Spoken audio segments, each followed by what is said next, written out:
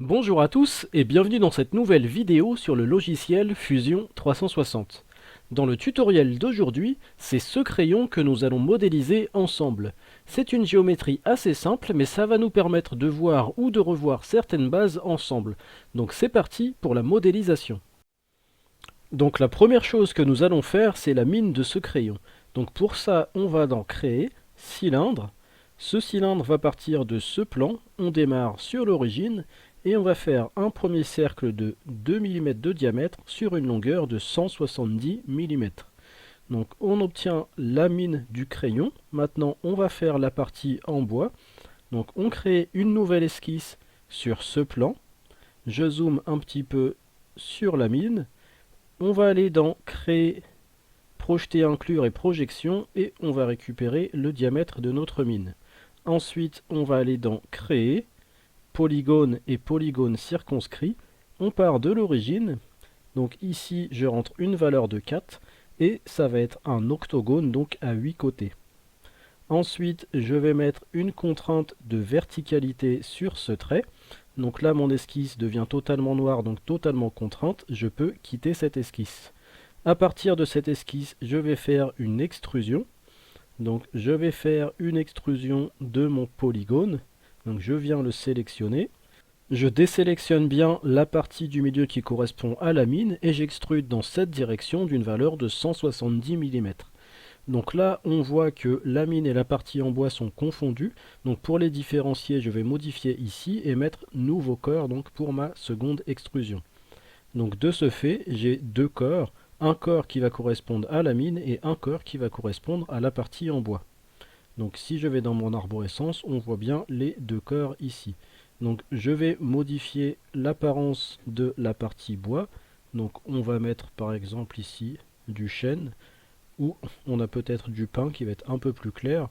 Et je vais pouvoir fermer l'apparence. Donc ça permet de bien différencier les deux. Donc maintenant qu'on a la mine et la partie en bois, on va venir tailler notre crayon. Donc je fais une nouvelle esquisse ici. Ça va être un triangle qui va partir de l'origine, donc je monte ici, je fais un trait horizontal et je rejoins l'origine.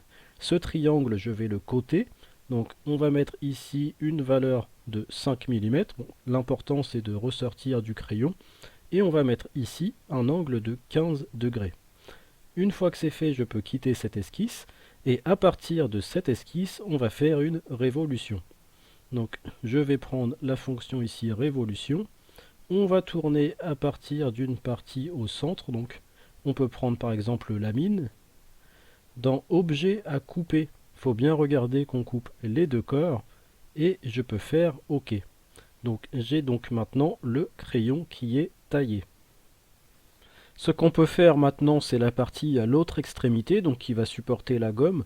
Donc je crée une nouvelle esquisse, je zoome sur l'autre extrémité, je vais aller dans Créer, Projeter, Inclure et Projection, et je vais projeter ce point. Donc ça va me permettre de m'accrocher dessus. Je vais créer mon contour ici de cette façon. Donc hop, je reviens comme ça. Je vais faire deux petites parties ici qui dépassent de cette façon. Je redescends, je retourne ici et je viens fermer le contour.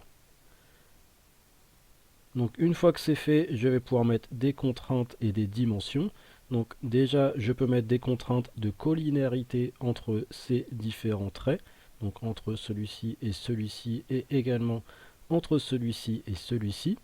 Ensuite, je mets une contrainte de distance donc avec le point que j'ai projeté précédemment. Donc je vais mettre une distance de 0,4 mm.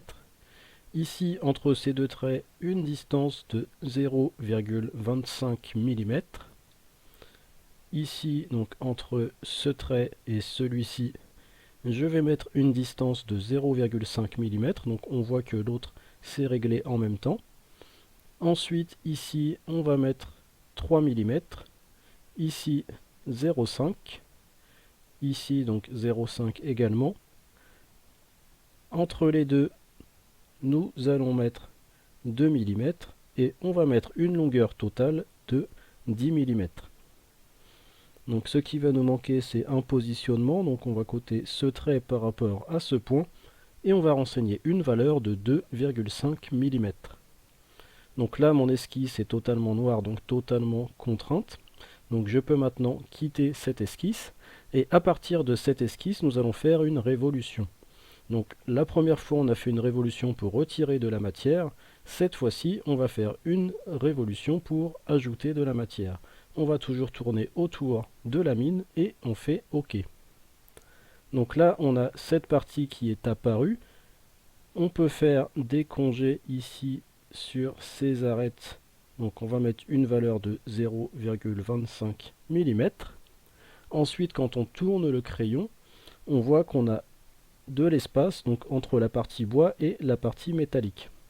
Donc ce qu'on va faire, c'est qu'on va venir faire un plan décalé par rapport à ici, donc de 3 mm, et on va venir créer une nouvelle esquisse sur ce plan décalé.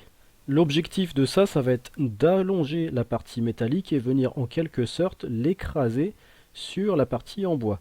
Donc pour ce faire, on va projeter le contour de la partie bois, donc les 8 côtés.